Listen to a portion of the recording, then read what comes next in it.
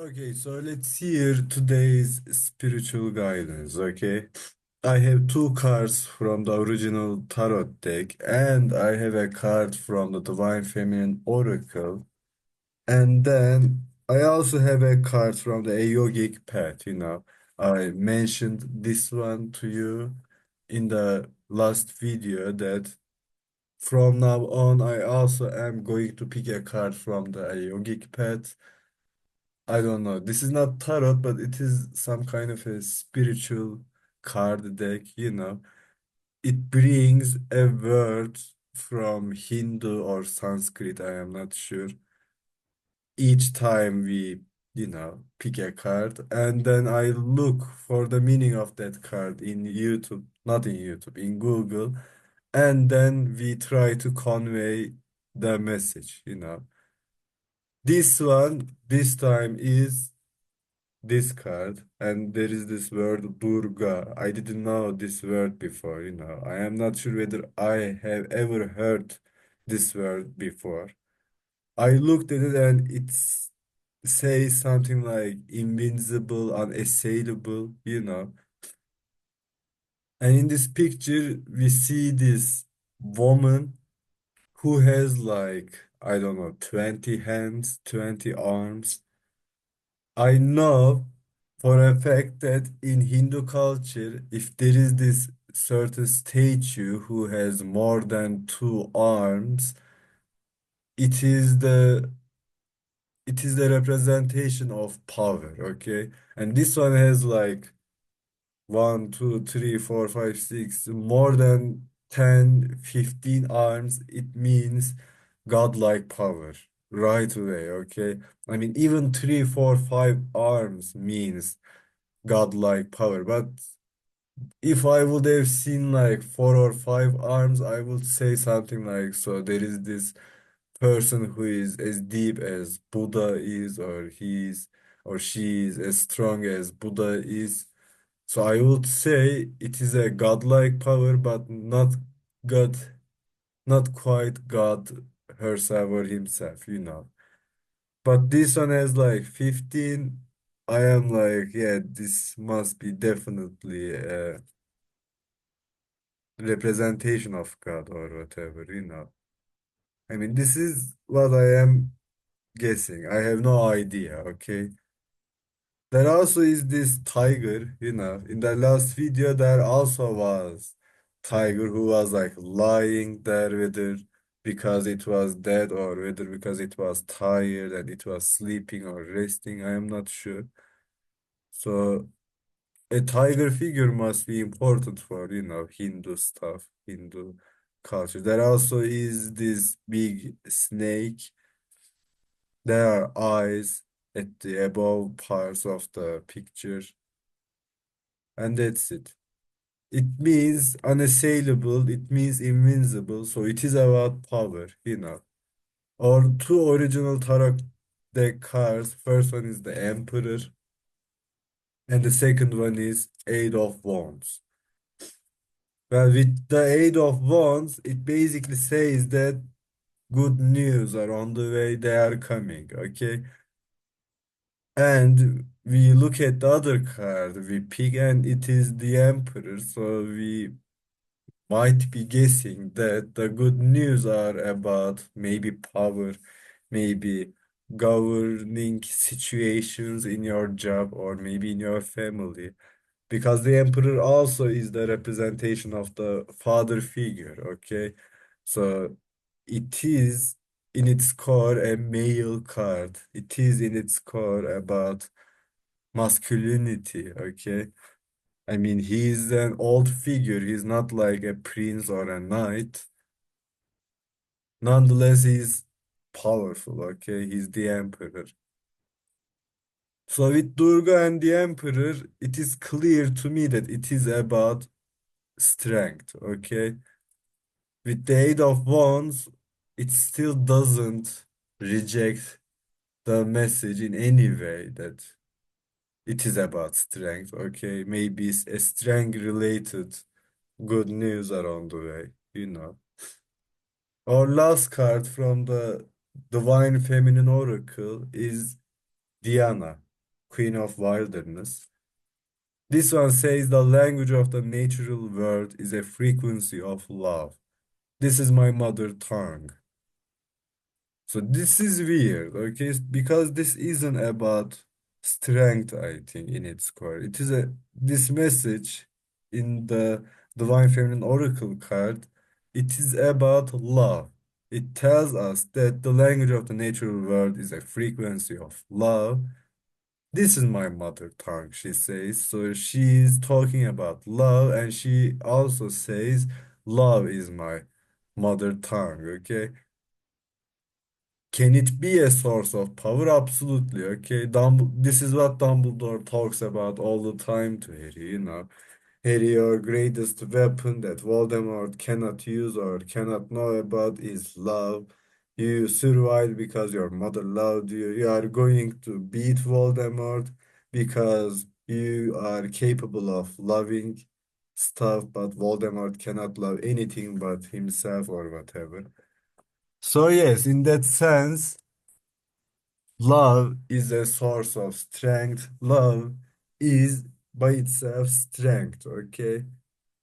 And do I think that love is a strength related thing?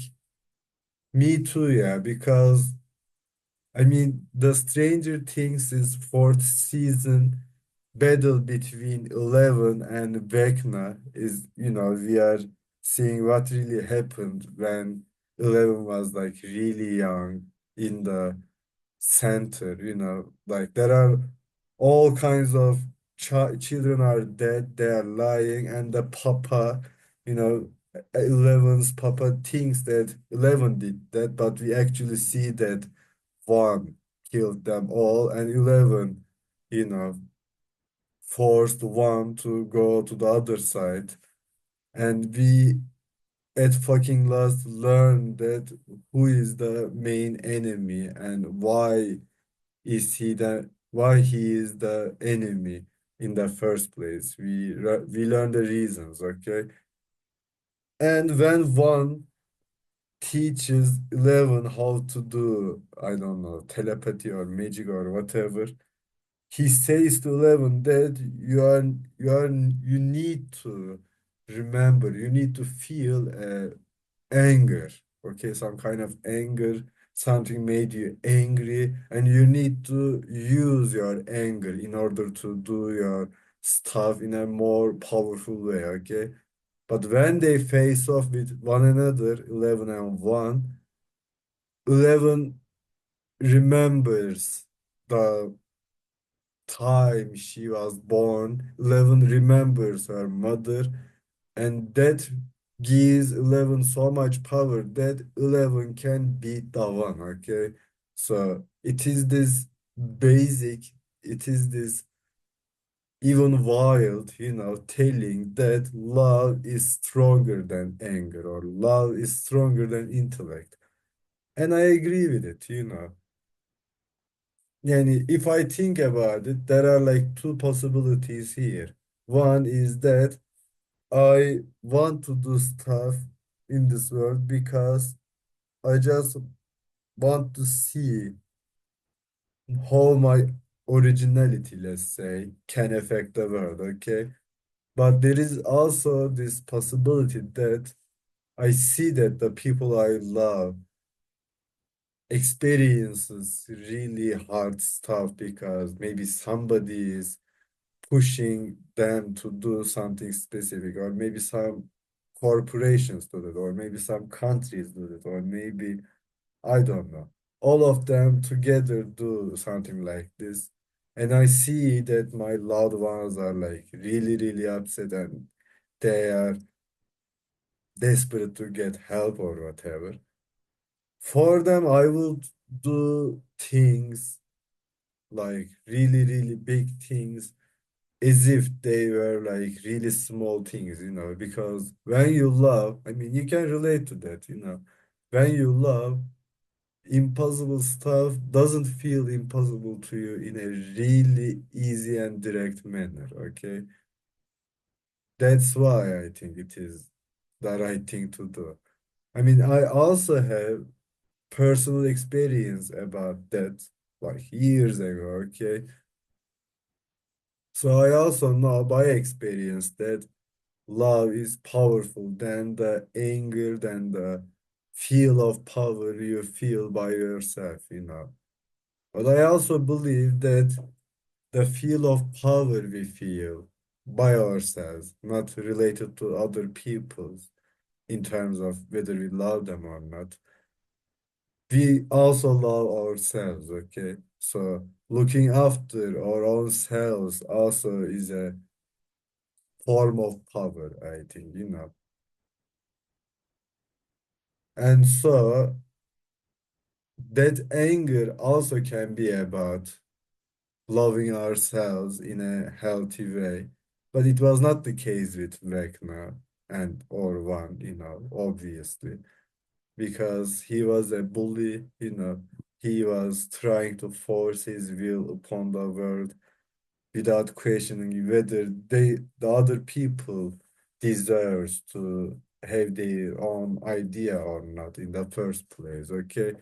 The one Vecna was just pushing them away, pushing their right to choose, you know.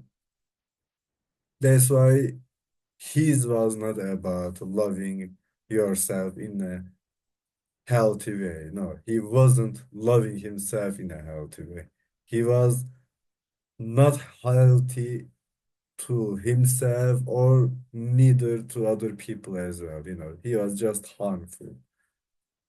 So maybe Diana represents that fact. Okay, it is about strength, today's message, but the most powerful, I don't know, source of power is love. Okay, that's why Diana comes. You know, I mean that's the only logical explanation I can give here. Other than that, the emperor and the Durga basically means the same thing, you know. They are unassailable, invincible. There is this emperor-like power we are talking about. And Eight of Wands is about the news, good news are on the way. Let's wait for them to come, you know. I think that is today's spiritual guidance. Is there anything else that I need to say before I close this video? Let me think. There isn't. You take care. Bye bye.